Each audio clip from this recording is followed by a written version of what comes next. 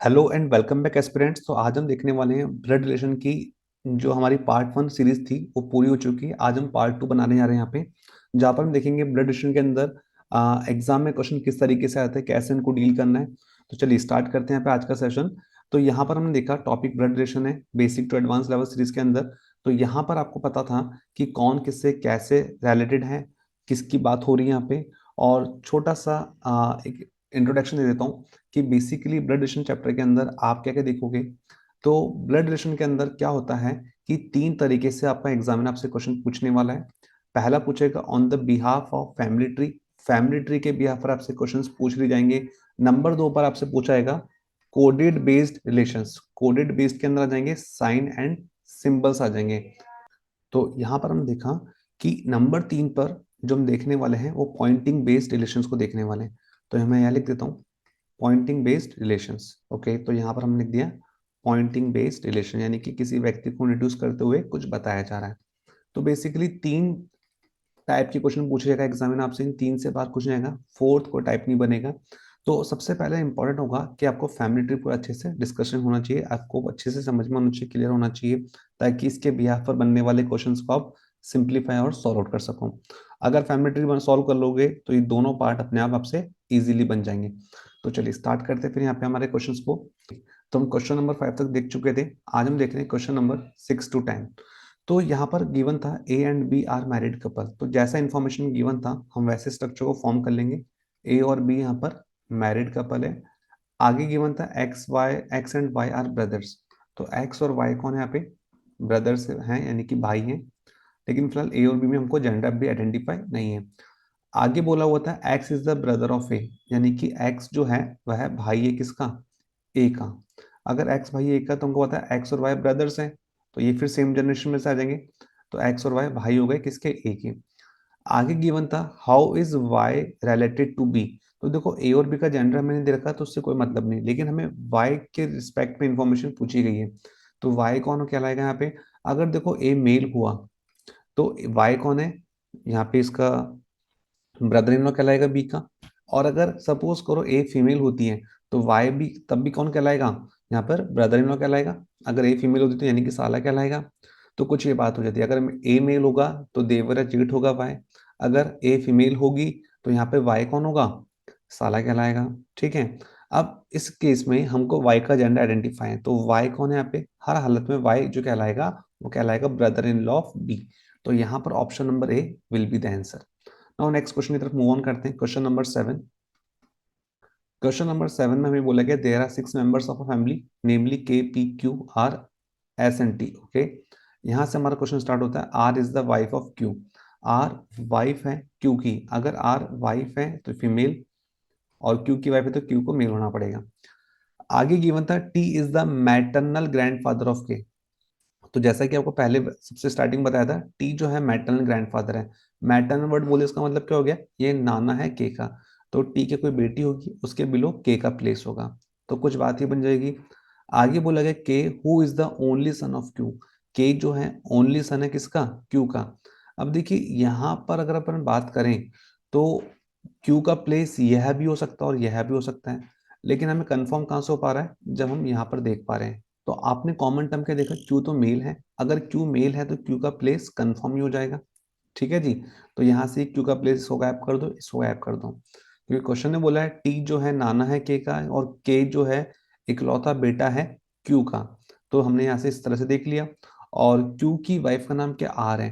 तो उस हिसाब से हमको क्यू और आर दोनों के जेंडर भी आइडेंटिफाई हो गए।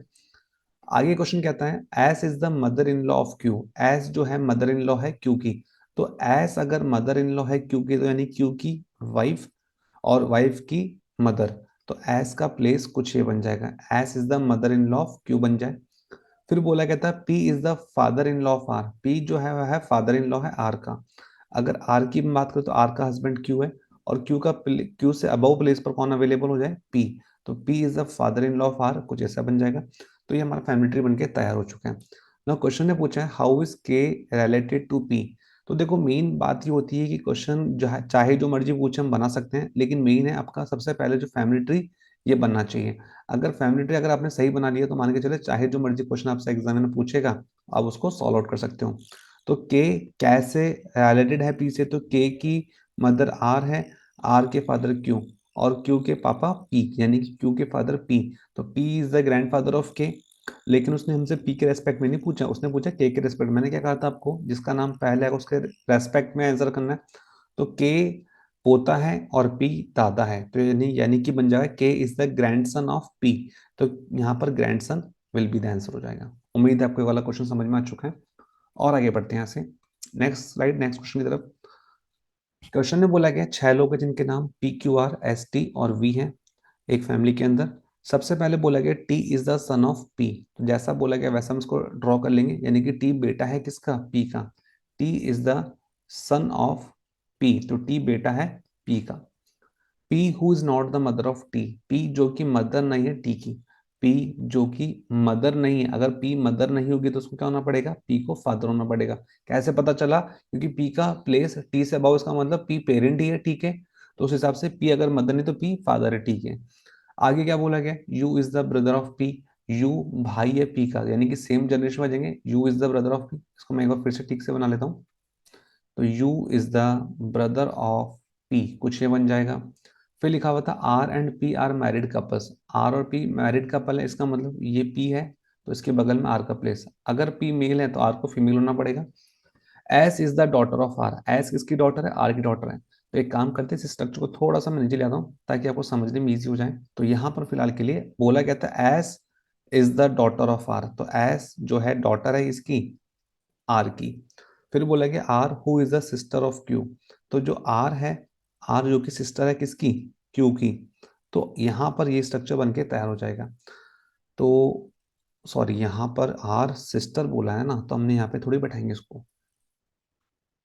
Are who is sister of Q, R जो कि सिस्टर है क्यू की, तो क्वेश्चन बनेगा। एक बार हमारे फैमिली ट्री को फिर से चेक कर लेते हैं। बोला गया था T is the son of P, यानी कि टी बेटा है पी का।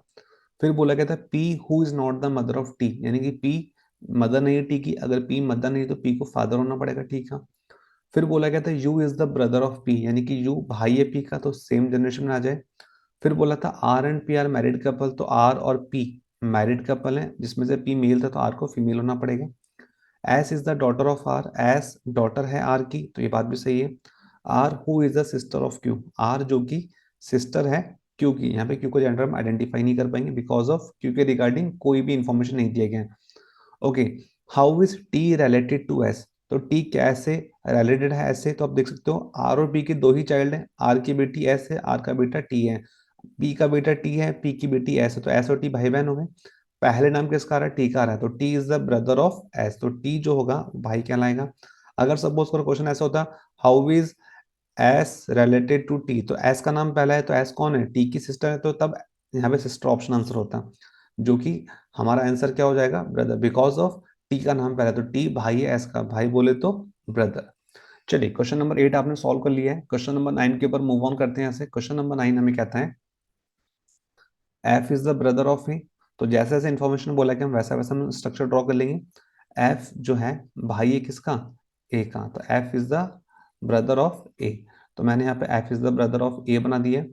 फिर given the C is the daughter of A, तो आपको सेंटेंस का मतलब समझ में आ जाए कि कह रहा है कि सी डॉटर है ए की, तो सी का प्लेस ए के below, C is the daughter of A. फिर गिवन था D is the sister of F, तो डी सिस्टर है एफ की, यानी कि सेम जनरेशन में D is the sister of F. फिर गिवन है G is the brother of C, यानी कि जी भाई है किसका, सी का, तो जी भाई है सी का। अब क्वेश्चन कैसा है, then who is the uncle of G, तो जी का अंकल कौन है। तो देखो जी का अंकल कौन है, यहाँ पे एक ही पर्सन दिखाई दे रहा है। भाई जी के पेरेंट तो ए है, ए मदर भी हो सकती है फादर भी हो सकता है, तो ये तो अंकल नहीं है। अब यहाँ पर डी की बात करें तो ये तो फीमेल है, तो ये अंकल ये भी नहीं हो सकती। तो बच्चा कौन, एक ही तो पर्सन बचा एफ। तो अकॉर्डिंग टू ऑप्शन चले तो option number C will be the answer, जहां पर एफ गिवन है। So this is our question number 9। उम्मीद है आपको समझ में आ गया होगा। तो देखो ये बेसिक लेवल की चीजें हैं, ये मैं आपको इसलिए कर रहा हूँ ताकि आपका अच्छा खासा प्रैक्टिस हो सके। नो, अब यहाँ से हम क्वेश्चन का लेवल धीरे धीरे बढ़ाना स्टार्ट कर देंगे। क्वेश्चन नंबर 10 आ चुका है। गिवन था B is the husband of P, जो बी है वह हस्बैंड है किसका, पी का। आगे गिवन है Q is the only grandson of E, जो क्यू है ओनली ग्रैंडसन है, ग्रैंडसन बोले तो मेल। अब यहाँ पर मेल फीमेल कोई भी हो सकते हैं, और ई का प्लेस अब आ जाएगा, Q is the only grandson of E. E who is the wife of D, E जो कि वाइफ है किसकी, डी की। अगर ई वाइफ है तो डी को क्या होना पड़ेगा, मेल होना पड़ेगा। ई वाइफ है डी की and mother in law of P, जो ई है वह तो वाइफ है डी की, लेकिन जो ई है वह मदर इन लॉ है पी की, तो पी का प्लेस यहाँ पर है, तो पी फीमेल है। तो आपको समझ में आ जाए बी और पी कहाँ पर आएंगे, तो इस स्ट्रक्चर को मैं उठा के यहाँ पर लिया था ताकि आपको ज्यादा अच्छे से समझ में आ सके। हाँ वैसे भी आप कर सकते हो, कोई दिक्कत नहीं है। चलो मैं यही रख देता हूँ उसको उठा के। अब देखो यहाँ पर आपको समझ में आ जाए, ई जो है वह डॉटर इन लॉ है पी की, तो ई सॉरी ई जो है मदर इन लॉ है पी की, तो ई मदर इन लॉ यहाँ पर है, ई के एक बेटा होना चाहिए, तो ई के एक बेटा ये रहा, तो बी बी का प्लेस यहाँ आ जाए। इसको उठा के हम यहाँ रख देंगे ताकि ये एक ट्री बन के तैयार हो जाए। तो आप देख सकते हो यहाँ पर जो ई है वो तो वाइफ है डी की, और ई जो है वो मदर इन लॉ पी की, तो ई की मदर, ई जो है वह मदर इन लॉ बन गई पी की, तो ये स्ट्रक्चर फॉर्म होना है यहाँ पे। तो बहुत सिंपल सा क्वेश्चन था। तो फिलहाल के लिए उन्होंने पूछा है how is B related to D, तो बताइए बी कैसे रिलेटेड है डी से। तो बी कौन है, बी बेटा है ई और डी दोनों का, तो बी बेटा है डी का, तो यहाँ पे according to option, option number D will be the answer. तो इस तरीके से हमने इस क्वेश्चन को सॉल्व कर लिया। तो आज के सेशन में 10 क्वेश्चन तक ही हम करेंगे, बाकी क्वेश्चन हम कंटिन्यू करेंगे नेक्स्ट वीडियो में। इस वीडियो में फिलहाल के लिए इतना ही।